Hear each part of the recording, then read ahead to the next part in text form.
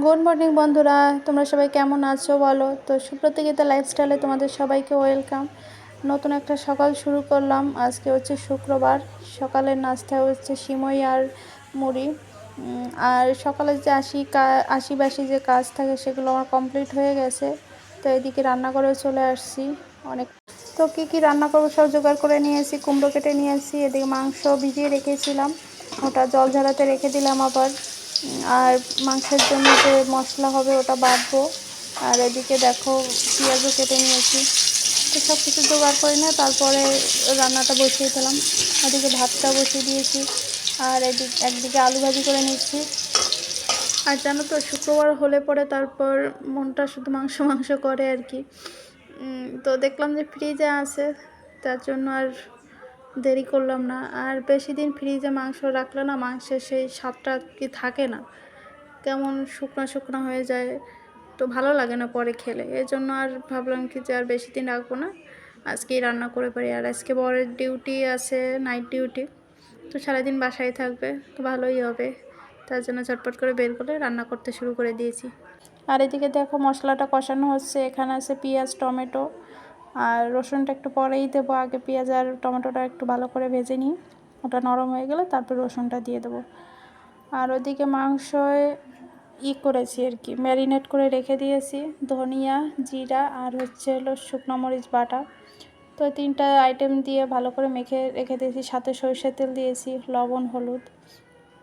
আগে মেখে দিলে জিনিসটা কি মশলাটা মাংসের ভিতর ভালোভাবে আর কি ঢোকে। তো তার জন্য আগেভাগে রেখে দিয়েছি। আমি এভাবেই করি, অনেকে অনেকভাবে করে, যে যার মতো করে, যার যেভাবে ভালো লাগে। তো এদিকে দেখো আমার রান্নাবান্না কমপ্লিট হয়ে গেছে, মাংসের ঝোল আর কুমড়ো ভাজি। তো এই হচ্ছে দুপুরে খাবার দাবার, আজকে দুপুর রাত দুবেলারই। আর এদিকে ভাতটাও হয়ে গেছে, ভাতটা উপর দিয়ে দেবো এখন। ভাতের হাঁড়িটা মুছে নিলাম। আর এদিকে চুলা, তারপর বেসিন, সব কিছু একবারে পরিষ্কার করে নিয়েছি। তো বন্ধুরা ওদিকে আমার রান্নাবান্না কমপ্লিট হয়ে গেছে, রান্নাঘরে গুছিয়ে রেখে তারপর রুমে চলে আসলাম। আর এখন রুমে এসে বিছানার চাদরটা চেঞ্জ করে দিচ্ছি, এটা কাচতে দেবো, এই জন্য সব বালিশের কভারও বের করে নিচ্ছি। তো স্নান করার আগে ভিজিয়ে রাখবো, যখন স্নান করব তখন একবারে কেচে ধুয়ে তারপর বেরিয়ে আসবো।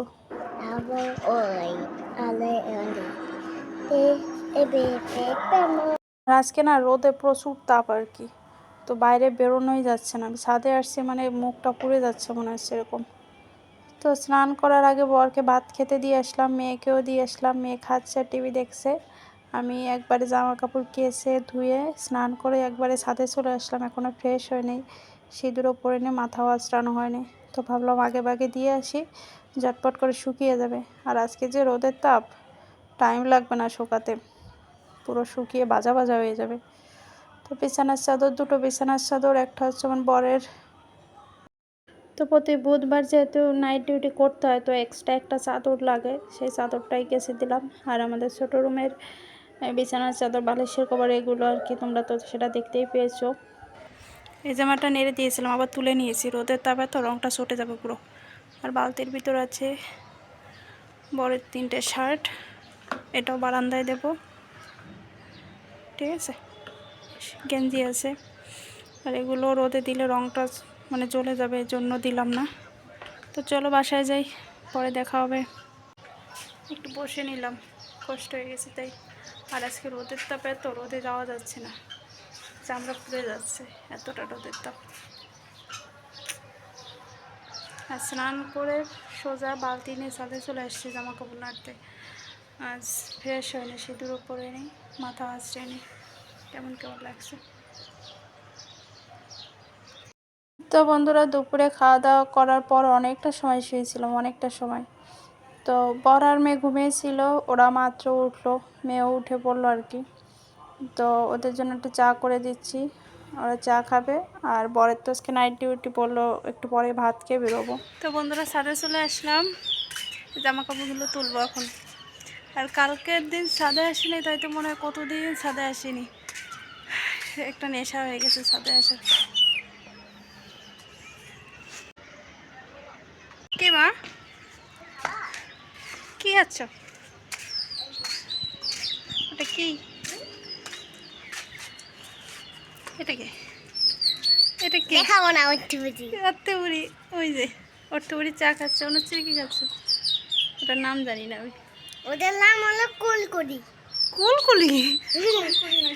কুলকুলি আমি জানি না।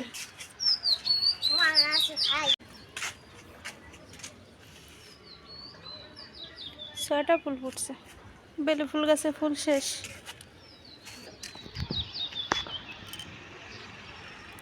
কবুতরগুলো সূর্যের পাশ দিয়ে উঠলে বেশি সুন্দর লাগে। ছাদে আসে একটা নেশা হয়ে গেছে। ওটা নীলই, ওটা তোমার আঙ্কেলের অফিসের ইয়া পর্দা, পর্দা বলে কি যেন, বিছানার চাদর। নাইট ডিউটি যেদিন করে ওই দিনকে নিয়ে যায়। ছাদে কিছুটা সময় কাটিয়ে আসলাম, তো ভালোই লাগলো, কারণ বিকেলবেলা হলে ছাদে যেতে না পারলে ভালো লাগে না, তো একটা অভ্যাস হয়ে গেছে আর কি। তো ছাদের থেকে জামা কাপড়গুলো তুলে আনলাম আর এখন ভাঁজ ভাঁজ করে রেখে দেবো। বিছানার চাদর আর বালিশের কভারটা ভাঁজ করবো না, কারণ ওটা ওই রুমে মানে লাচতে হবে আর কি। আমার জামা লুঙ্গি মানে বরের আর কি, তো এগুলো ভাঁজ করে একবার এর আগে রেখে দেবো। গুছিয়ে রাখলে হবে কি সুন্দর লাগবে আর কি। আর গোছানো না থাকলে পরে একটু পরে মেয়ে আসে সব এলোমেলো করে উল্টো পাল্টা করে বিচ্ছিরি পরিবেশ করে দেবে। তো ভাবলাম একবার গুছিয়ে রেখে আর এদিকে বরের ব্যাগটাও গুছিয়ে দিলাম। তো ওদিকে জামা কাপড়গুলো ভাঁজ করে নিয়ে তারপর বরকে খেতে দিয়ে দিয়েছি, কারণ ওর ডিউটিতে যাওয়ার সময় হয়ে গেছে, সন্ধ্যা হয়ে গেছে, তো একটু আগে ভাগে বেরোবে আর কি। তার জন্য খাওয়া দাওয়া করে ও রেডি হয়ে নিয়েছে। আর আমি এদিকে দেখো বিছানার চাদরটা লাচতেছি আর কি। এটা রেখে দিলে আজকের লাচা হবে না, যখন তো তখন না করলে পরে আর হয় না, আলসেমি লেগে যায়।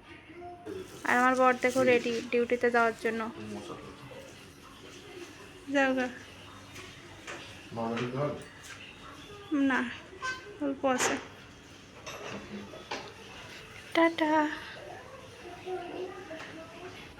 গুড ইভিনিং বন্ধুরা। তো এখন সন্ধ্যা হয়ে গেছে প্রায়, এখন ঘরটা একটু ঝাড়ু দেবো, ঝাড়ু নিয়ে নিয়েছে হাতে, আর আমার বড় অফিসে চলে গেল। তো ভিডিওটা সকাল থেকে তোমাদের সাথে পুরোটা শেয়ার করলাম, কি করলাম কি করলাম না।